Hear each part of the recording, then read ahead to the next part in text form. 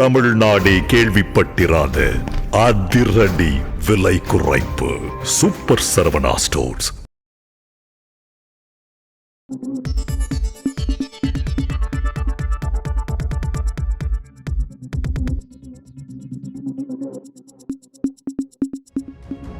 அடுத்த ஆண்டு 2026 ஜூன்ல கோவை மதுரைக்கு கண்டிப்பா மெட்ரோ ரயில் வரும் அடுத்து சொல்றாரு நயினார் நாகேந்திரன்.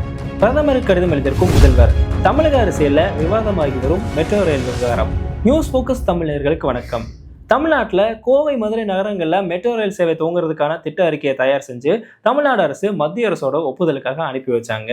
இந்த திட்ட அறிக்கையை கடந்த நவம்பர் 14ஆம் தேதி மத்திய அரசு நிராகரிச்சிருக்காங்க. இதற்கான காரணமா மெட்ரோ ரயில் கொள்கை 2017 படி ஒரு நகரத்துல மெட்ரோ ரயில் சேவை துவங்குறதுக்கு குறைஞ்சபட்சம் அந்த நகரத்துல 20 லட்சம் மக்கள் தொகை இருக்கணும். ஆனா கோவை மதுரையை பொறுத்த வரைக்கும் 2011 மக்கள் தொகை கணக்கெடுப்பின்படி 15 லட்சம் மக்கள் தொகை தான் இருக்கு. அதனால இந்த இடத்துல மெட்ரோ ரயில் அமைக்க முடியாதுன்னு மத்திய அரசு இந்த திட்ட அறிக்கையை நிராகரிச்சதா சொல்லப்படுது.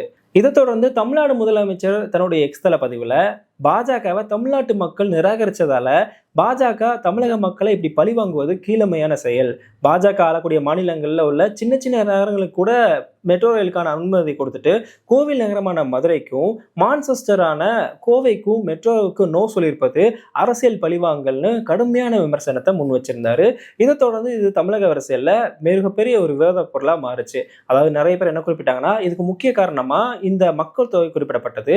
20 லட்சம் மக்கள் தொகை இருக்கணும்னா ஏற்கனவே மெட்ரோவுக்கு அனுமதி வழங்கப்பட்ட இந்தூரா இருக்கட்டும், நொய்டாவா இருக்கட்டும், ஆக்ராவா இருக்கட்டும், இங்கெல்லாம் எப்படி அனுமதி கிடைச்சது? இதெல்லாம் பாஜக ஆளக்கூடிய மாநிலங்கள்ல உள்ள நகரங்கள்னால ஈஸியா அனுமதி கிடைச்சதா?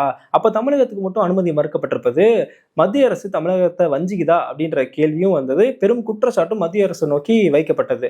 இதை தொடர்ந்து மத்திய வீட்டு வசதி நகர்ப்புற விவகாரங்கள் துறை அமைச்சர் மனோகர்லால் கட்டர் தன்னுடைய விளக்கத்தை கொடுக்கிறாரு. அதாவது அவர் என்ன சொல்றாருன்னா, இதுல தமிழ்நாடு முதல்வர் இந்த மெட்ரோ ரயிலை வச்சு அரசியல் செய்யறாரு. சென்னை மெட்ரோ ரயிலுடைய பேஸ் 2 பணிகளுக்காக மத்திய அரசு 63,000 கோடி ரூபாய் வரைக்கும் நிதி கொடுத்திருக்காங்க. அதை ஒரு பொருட்டா கூட மதிக்காம தமிழ்நாடு முதலமைச்சர் ஸ்டாலின் மெட்ரோ ரயிலை வச்சு அரசியல் பண்றாரு அப்படின்ற விமர்சனத்தை வைக்கிறாரு. தொடர்ந்து அவர் இந்த நிராகரிப்புக்கான காரணத்தையும் விளக்குறாரு. அதாவது கோவையை பொறுத்த வரைக்கும் அங்க இருக்க ரோட் டிரான்ஸ்போர்ட்டுக்கும் இங்க வரையறுக்கப்பட்ட அந்த மெட்ரோ ரயிலுக்கான அந்த டிரான்ஸ்போர்ட் டைமும் வந்து பாத்தீங்கன்னா ரோட் டிரான்ஸ்போர்ட் டைமை விட மெட்ரோ ரயில் டிரான்ஸ்போர்ட் டைம் வந்து கம்மியா இருக்கணும். ஆனா அது சரியா இல்லை.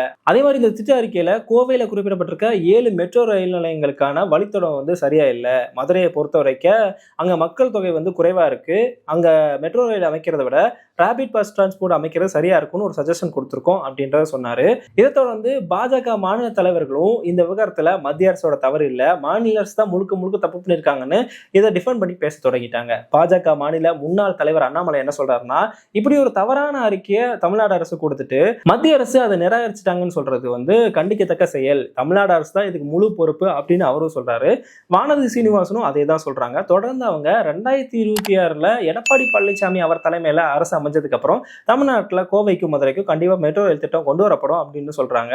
பாஜக மாநில தலைவர் நயினார் நாகேந்திரன் என்ன சொல்றாருன்னா, மத்திய அரசு இது நிராகரிக்கல, இதுல நிறைய பிழைகள் இருக்கிறதால விளக்கம் கேட்டு திருப்பி அனுப்பியிருக்காங்க. கண்டிப்பா 2026 ஜூன்ல கோவைக்கும் மதுரைக்கும் மெட்ரோ ரயில் திட்டம் வரும்னு அப்படின்னு சொல்றாரு. இவங்கெல்லாம் ஒரு பக்கம்னா, அதிமுக பொதுச் செயலாளர் எடப்பாடி பழனிசாமி கோவைக்கு பிரதமர் வரும்போது அவரை நேரில் சந்திச்சு மதுரை கோவை நகரங்களுக்கு மெட்ரோ ரயில் திட்டம் கொண்டு வர சொல்லி அவரும் ஒரு மனு கொடுக்குறாரு. தொடர்ந்து அவரும் இந்த கருத்துக்களை ஆமோதிக்கிற மாதிரி இந்த விவகாரத்தில் தமிழ்நாடு அரசு தப்பு பண்ணியிருக்காங்க, அவங்க தான் இந்த மாதிரி தவறான அறிக்கையை கொடுத்திருக்காங்க, இதுல முழுக்க முழுக்க தமிழ்நாடு அரசு தான் தப்பு பண்ணியிருக்காங்கன்னு அவரும் சொல்றாரு. இப்படி இதெல்லாம் ஒரு பக்கம் போயிட்டு இருக்க தமிழ்நாடு முதல்வர் பிரதமருக்கு கடிதம் எழுதுறாரு. அதுல அவரு கோவை மதுரை நகரங்களுக்கான மெட்ரோ ரயில் திட்டத்தை மத்திய அரசு நிராகரிப்பு செஞ்சிருப்பது ஏமாற்றம் அளிக்குது.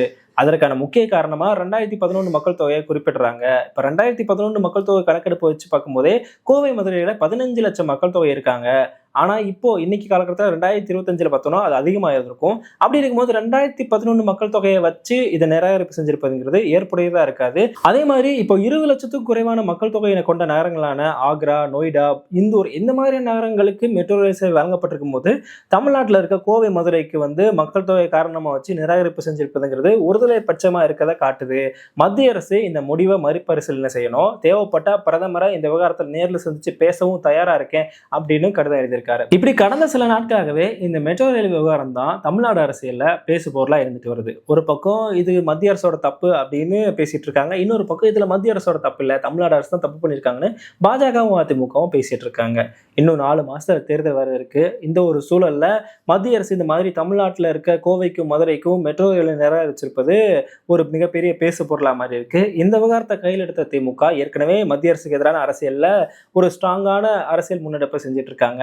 இந்த விவகாரத்தையும் அவங்க கையில் எடுத்து இது முழுக்க முழுக்க மத்திய அரசு தமிழ்நாட்டை வஞ்சிக்கக்கூடிய ஒரு செயல்ன்ற ஒரு பெரும் குற்றச்சாட்டை வச்சு அதற்கான சில ஆதாரங்களையும் குறிப்பிடுறாங்க. இந்த நிராகரிப்புக்கான முக்கியமான காரணமாகவே மக்கள் தொகை தான் இப்போ வரைக்கும் பார்க்கப்பட்டு வருது. கோவைக்கும் மதுரைக்கும் 20 லட்சம் மக்கள் தொகை இல்லைன்னா 20 லட்சம் மக்கள் தொகை இல்லாத இந்தூருக்கும் நொய்டாவுக்கும் ஆக்ராவுக்கும் எப்படி அனுமதி கிடைச்சது என்ற கேள்வியை திமுகவிலிருந்து முன்வைக்கிறாங்க. இதை தான் அவங்க காரணமா வச்சு மத்திய அரசு பாஜக ஆளக்கூடிய மாநிலங்களை ஒரு மாதிரியும் பாஜக இல்லாத மாநிலங்களை ஒரு மாதிரியும் பாக்குறாங்க, அதாவது ஓரவஞ்சனையும் நடந்துக்கிறாங்கன்ற ஒரு பெரிய குற்றச்சாட்டை முன்வைக்கிறாங்க. இந்த விவகாரம் தேர்தலில் கண்டிப்பா தங்களுக்கு ஒரு பின்னடைவை தருன்றதாலேயே இதை காரணமா வச்சு இதை சப்போர்ட் பண்ணி, அதாவது இதுல நாங்க பொறுப்பு இல்லை அப்படின்ற ஒரு விளக்கத்தை தர வேண்டிய நிலைக்கு பாஜக தலைவர்கள் தள்ளப்பட்டிருக்காங்களோன்ற கேள்வி வருது. ஏன்னா பாஜக தலைவர்கள் தொடர்ந்து இதுல திமுக அரசு தப்பு பண்ணியிருக்காங்க, நாங்க எந்த தப்பும் பண்ணல, அதே மாதிரி இதை நிராகரிக்கல அப்படின்ற மாதிரி பாஜக மாநில தலைவர் சொல்லியிருக்காரு. தொடர்ந்து அவரு ஒரு படி மேல போய் 2026 ஜூன்ல கண்டிப்பா கோவை மதுரைக்கு மெட்ரோ ரயில் வரும் அப்படின்னு வேற சொல்லியிருக்காரு, உறுதியாவே சொல்லியிருக்காரு. அப்படி இருக்கும்போது ஏற்கனவே மத்திய அரசு இதுக்கான அறிக்கையை திருப்பி அனுப்பிச்சிட்டாங்க. அப்படின்னும் போது எப்படி இது சாத்தியமாகுன்ற ஒரு பெரிய கேள்வி இங்க வருது. இப்ப அடுத்த கட்டமா முதல்வர் இந்த விவகாரத்துல பிரதமருக்கு கடிதம் எழுதியிருக்காரு. இந்த பிரச்சனை எதை நோக்கி நகர போறது அப்படிங்கிற ஒரு கேள்வி இங்க இருக்கு. இந்த விவகாரம் ஒருவேளை மத்திய அரசு தேர்தலை மையமா வச்சு அதை கருத்துல கொண்டு தனக்கு பின்னடைவு வரும்ன்றதால இதுல அவங்க இந்த முடிவை மறுபரிசீலனை செய்வாங்களா, இல்ல இதை அப்படியே கொண்டு போவாங்களா, இந்த மாதிரி நிறைய கேள்விகளும் இந்த விவகாரத்தை வச்சு நமக்கு எழுந்திருக்கு. என்ன நடக்க போகுது அப்படிங்கிறத பொறுத்திருந்தா பார்க்கணும். இந்த விவகாரத்துல உங்களுடைய கருத்து என்னன்றதை கமெண்ட்ல சொல்லுங்க. நன்றி.